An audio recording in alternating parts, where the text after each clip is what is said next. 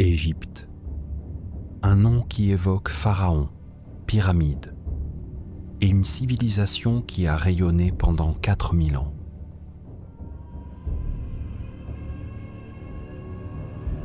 On m'a transmis l'histoire officielle, mais un doute subsistait. Et si l'essentiel nous échappait ?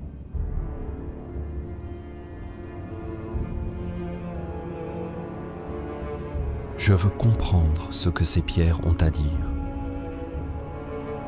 Explorer ce qu'on ne voit pas, ce qu'on ne dit pas.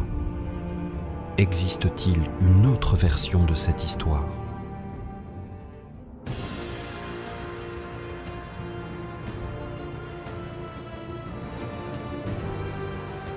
Je ne sais pas où ce voyage me mènera, mais je veux me laisser surprendre et poser un nouveau regard sur l'Égypte.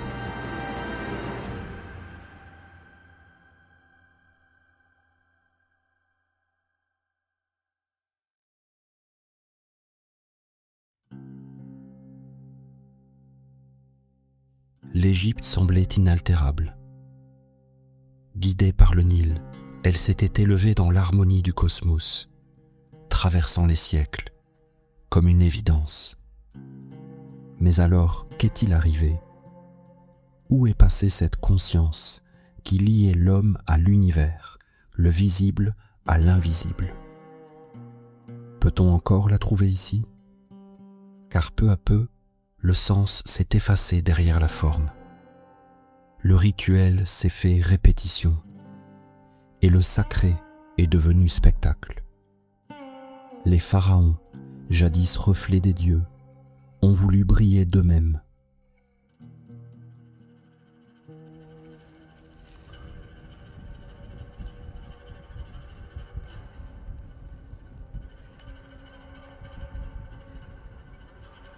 Alors bien sûr, avec le temps, ça qu'on lit dans cette histoire, c'est qu'il y a eu progressivement une dégénérescence, un vieillissement. Il y a eu un vieillissement progressif de cet état de conscience, de ce savoir-faire qui avait été atteint et maîtrisé.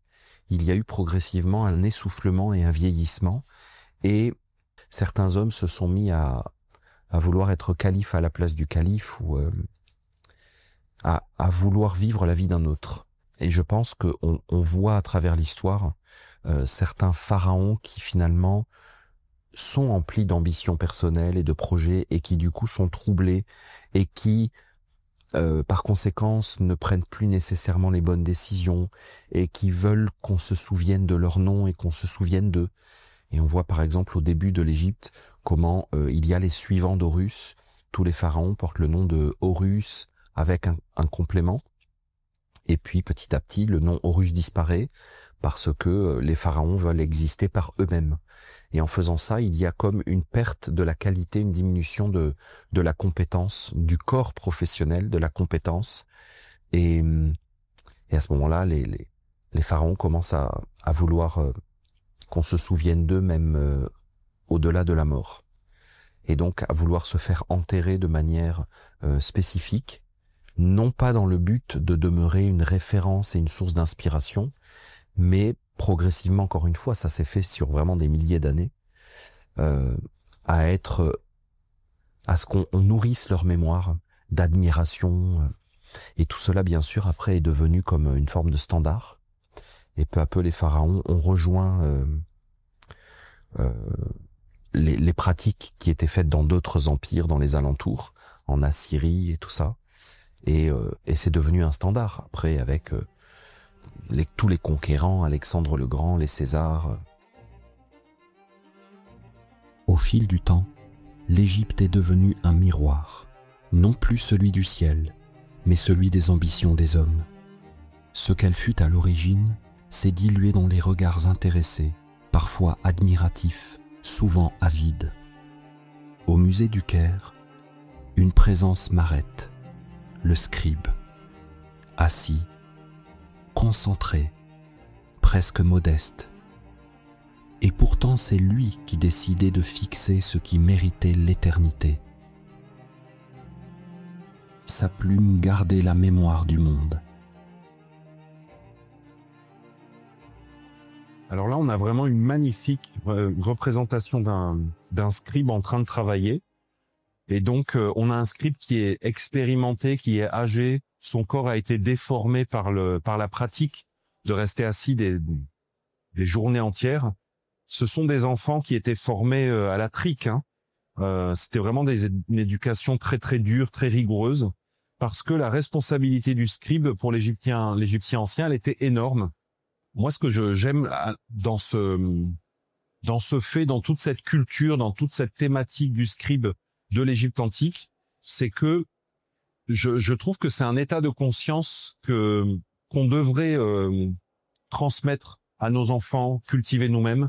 C'est celui que lorsque dans la vie nous écrivons quelque chose, eh bien en réalité nous sélectionnons et nous choisissons de garder, de conserver la mémoire d'une chose, et que lorsque nous écrivons une chose, c'est que elle est digne de mémoire, et que au contraire, lorsqu'il y a des choses que nous n'écrivons pas, que nous ne notons pas, c'est que nous ne voulons pas quelque part que ces choses entrent dans le temps et perdurent. Et donc le scribe doit être initié non seulement au secret de l'écriture, c'est-à-dire de sélectionner ce qu'il va inscrire avec son calame sur le papyrus, mais en plus, il a l'art de la lecture, c'est-à-dire que il doit être capable de lire ces signes et de les interpréter à la perfection.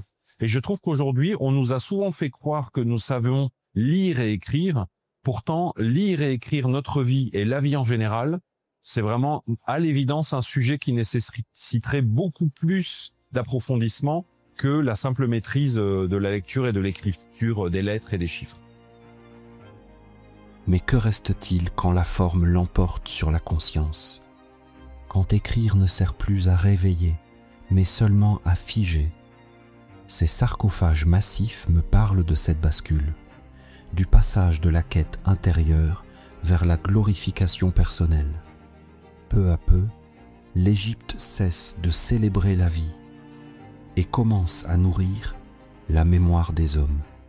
Beaucoup de personnes sont frappées par ces sarcophages, par leur masse, la dureté de la pierre, le défi technologique de le faire, l'espèce de détermination incroyable qu'il faut pour se créer une demeure d'éternité, en fait, pour vouloir dans l'au-delà, pour l'éternité, être momifié et puis vivre avec ces paroles qui sont inscrites dessus en hiéroglyphes. Mais pour moi, ce qui me marque quand je vois ça, c'est que moi je pense que la vie sur la Terre, c'est un travail sur soi, c'est un développement de la conscience, c'est une création de corps énergétiques qui finalement vont être le véhicule de notre âme dans notre voyage de l'au-delà une fois qu'on est de l'autre côté, qu'on poursuit notre aventure. Et on dirait que les Égyptiens, en ayant pris ce pli, ce biais, cette science, eh bien, ils ont pu peut-être tomber dans le piège de se dire que, puisqu'ils l'avaient fait matériellement, physiquement, dans la pierre, eh bien, quelque part, ils s'affranchissaient du besoin de travailler sur eux, de développer leur conscience, et ils se disaient que le travail avait déjà été fait, puisqu'ils s'étaient achetés un au-delà par leur religiosité, par leur conformité au dogme, par leur obéissance, par l'argent qu'ils avaient mis là-dedans, par leur statut social et tout ça. Et je pense que c'est un piège qui est tendu dans le fond à toutes les religions, et que qui qu'on soit, où qu'on soit, dans quelque religion qu'on soit, ce piège nous attend de croire que quand on est conforme à une religion, quand on est une bonne personne, conforme à des injonctions sociales, et que on fait ce qu'on attend de nous, bien finalement on n'a plus réellement besoin de travailler sur soi et de faire cheminer notre conscience pour que ça soit vrai, intérieur et subtil. Et je pense que l'épaisseur de ce granit, la lourdeur quasiment de ce travail, elle révèle quelque part la lourdeur de je sais pas, de la spiritualité égyptienne, de la religion égyptienne, une espèce de matérialisation, de densification, de vérités subtiles qui se sont transformées en conformisme social d'une certaine élite. Les temples lieux de communion spirituelle, ont progressivement été transformés en monuments politiques, pour finalement être vus comme des abominations païennes, des témoignages d'une idolâtrie proscrite.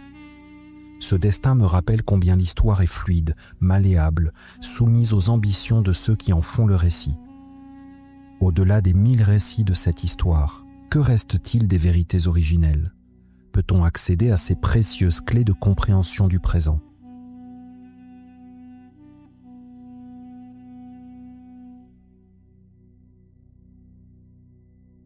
Afin de comprendre ce que ce pays signifie pour les voyageurs d'aujourd'hui, je vais à la rencontre d'un égyptologue local, Faraj, pour lui poser mes questions. J'espère que par son regard et son savoir, il pourra m'aider à décrypter cette fascination qui traverse les âges. Quand on parle de Pharaon, un homme qui était considéré comme un dieu capable de tout par son peuple, dans la plupart des autres cultures, on aurait appelé ça un dictateur ou un tyran, et l'expérience humaine aurait duré 100 ans, 200 ans, parce que rapidement, il y aurait eu des problèmes. Comment est-ce qu'on peut comprendre qu'un homme qui incarne et qui concentre tous les pouvoirs, ça fait un pays fonctionnel pendant des siècles et des siècles? C'est quand même très étonnant, ça. Mais il ne faut pas oublier que l'Égypte était déjà un pays très riche, était le pays le plus riche au monde entier. C'est-à-dire les pharaons avaient déjà dans leur pays tout ce qu'ils avaient besoin. Les fruits, les légumes, le blé. C'est-à-dire ne faisaient pas d'efforts comme nous maintenant, rechercher à manger ou avoir un bon salaire. Non, ils avaient tout. Pour cela, ils consacraient la majorité de leur temps pour réfléchir, faire des belles choses. L'Égypte était déjà le pays le plus riche. Mais pour les Égyptiens, quand même, il y avait un autre problème qui les inquiétait beaucoup, vivre à l'extérieur de la vallée du Nil. C'est-à-dire que la vallée du Nil, pour eux, c'était le paradis. Alors, est-ce que le jardin d'Éden qui est dans la Bible, cette espèce d'idée d'un jardin originel où il y a un fleuve et où la vie est facile? Exact. Parce que dans le paradis originel, on ne meurt pas, et l'immortalité est très forte ici dans la culture pharaonique. Oui, ça c'était une idée principale, hein, l'immortalité. Hein. Et pour cela, ils ont laissé des choses immortelles, hein, les momies, les obélisques, les pyramides, les temples, qui commémorent, ces traces commémorent la vie des pharaons pendant une vie éternelle. Et récemment, il y a quelque chose d'intéressant. Par exemple, il y a chez nous, à Luxor, beaucoup de temples funéraires. Les temples funéraires sont des temples pour adorer les pharaons morts ou pour commémorer. Ce sont des temples mémorials. Et les égyptologues, ça fait une vingtaine d'années, ils ont trouvé que sur les murs de ces temples, les pharaons, ils disent, j'ai fait construire ces temples pour vivre des millions d'années. L'expression des millions d'années, ça veut dire une vie immortelle, une vie éternelle. Et pour cela, depuis ce temps, les égyptologues n'appellent plus ces temples funéraires. Ils disent les temples des millions d'années ou les temples d'éternité.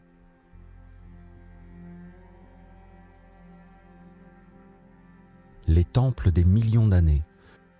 Un nom qui en dit long sur la perception que les Égyptiens avaient de leur temps. Après des siècles de construction plus simple et organique, le pouvoir égyptien s'organise pour fixer ses lieux de mémoire dans un matériau immortel, la pierre.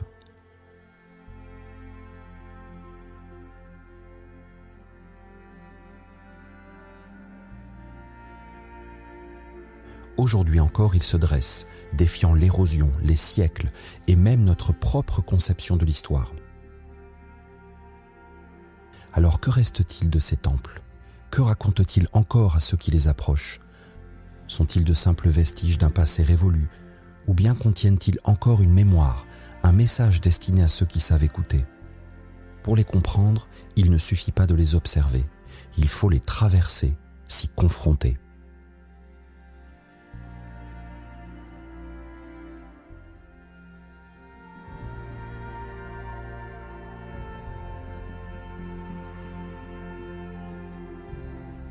Je suis venu ici dans un temple qui est considéré comme vraiment un des mieux conservés, un des plus beaux, avec les expressions artistiques les plus accomplies. Mais vraiment, c'est c'est une évidence maintenant pour moi que ce sont des manifestes politiques, ce sont des expressions du pouvoir avec tout un monde qui a voulu affirmer son autorité. Si on cherche à savoir en quoi est-ce que c'est un temple et en quoi est-ce que ça peut rapprocher l'homme du sacré, eh bien finalement c'est vraiment l'expression que pour l'homme le sacré c'est devenu le gouvernement, l'autorité qui gouverne les hommes avec une association du sacré et de l'ambition politique, et c'est ça, du gouvernement des hommes finalement. Et ce temple n'est plus qu'un squelette blanchi par le temps, et ironiquement ces temples s'appellent les temples de millions d'années pour les Ramsès, pour ces hommes de pouvoir qui ont voulu sauver leur héritage, sauver leur culture, sauver leur patrie, leur nation, et qui ont voulu incarner un pouvoir qui durerait longtemps mais qui finalement n'a produit rien de plus. Et je trouve que ça se voit vraiment clairement ici avec ces statues de Ramsès qui voulaient être associées à des divinités pour vivre dans des millions d'années, dans une éternité. Mais finalement, il n'a donné naissance au niveau de la conscience humaine que au fait que les hommes divinisent et vénèrent leurs gouvernants finalement.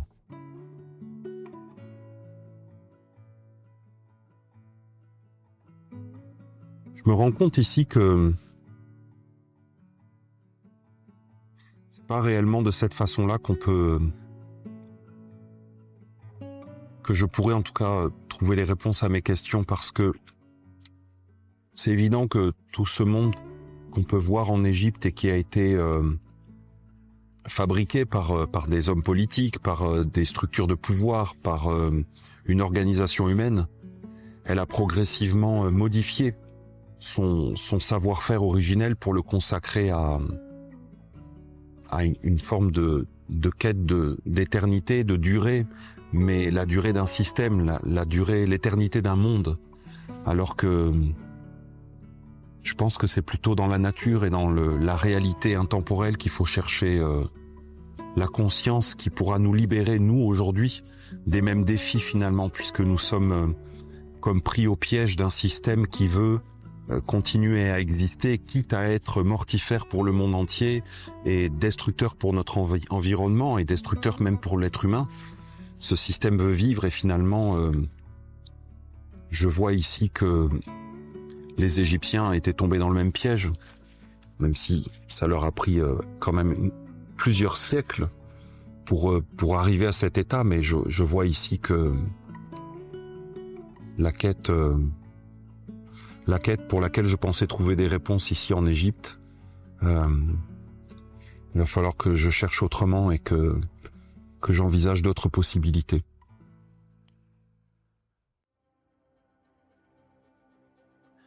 Deux noms surgissent alors en moi, deux hommes au destin très différent, mais pourtant liés par un terrible secret.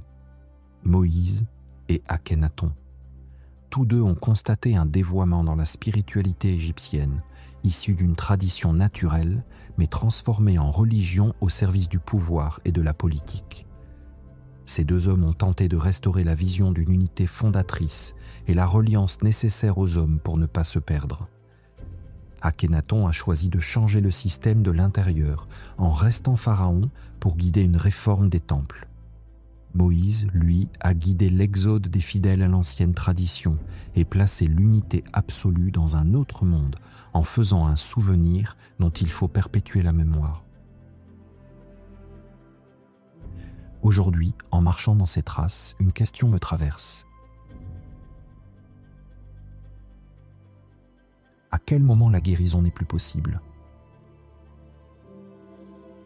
Faut-il quitter ce qui s'effondre pour bâtir autre chose ailleurs ? Quand accepter l'inéluctable ?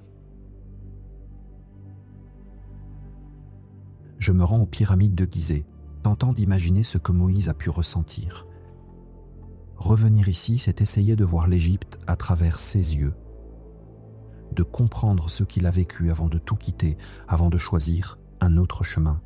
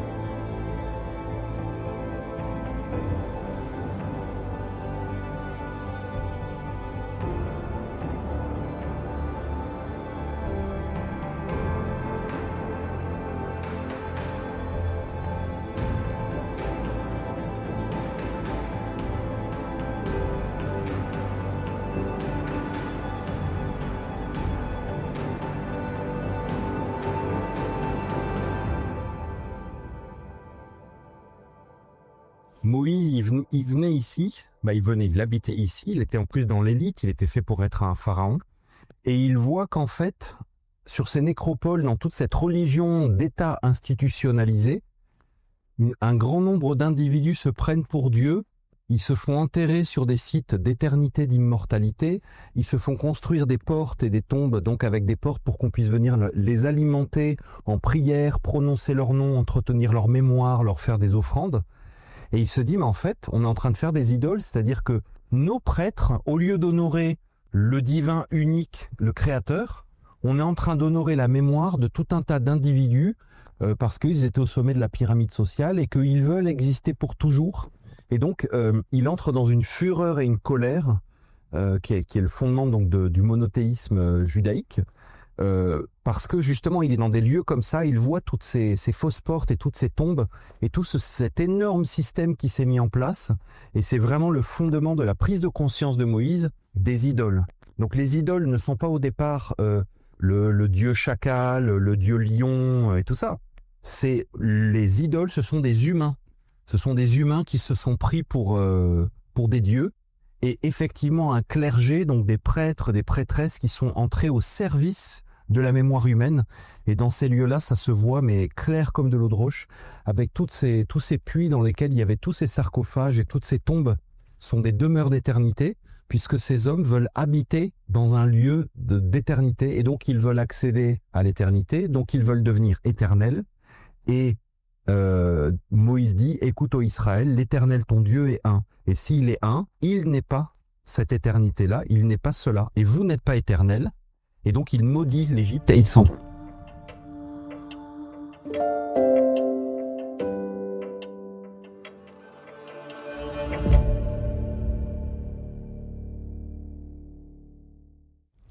Je finis ce voyage dans le désert, dans un lieu qui nous ramène à l'essentiel. Je pense qu'en retrouvant notre humanité, on entend la voix, on entend les âmes humaines, on entend les cœurs en souffrance, on entend les âmes éveillées qui perçoivent l'illusion et la folie du monde, mais qui n'ont pas la force ou le potentiel ou la capacité de retrouver le chemin par elles-mêmes. Mais je pense que dans le silence du désert, en réalité, on entend le cri de l'humanité. Et si vraiment on atteint le silence, on ne peut pas ne pas l'entendre et rester insensible. On ne peut pas rester insensible aux cris des hommes et des femmes qui cherchent la lumière avec sincérité et qui ne la trouvent pas et qui sont réduits à l'état d'esclaves de tout ce monde artificiel qui se sert d'eux finalement pour son propre bénéfice. Et je pense que c'est pour ça que Moïse a fait l'impensable, c'est-à-dire retourner en Égypte et tenter un coup d'État et tenter le tout pour le tout.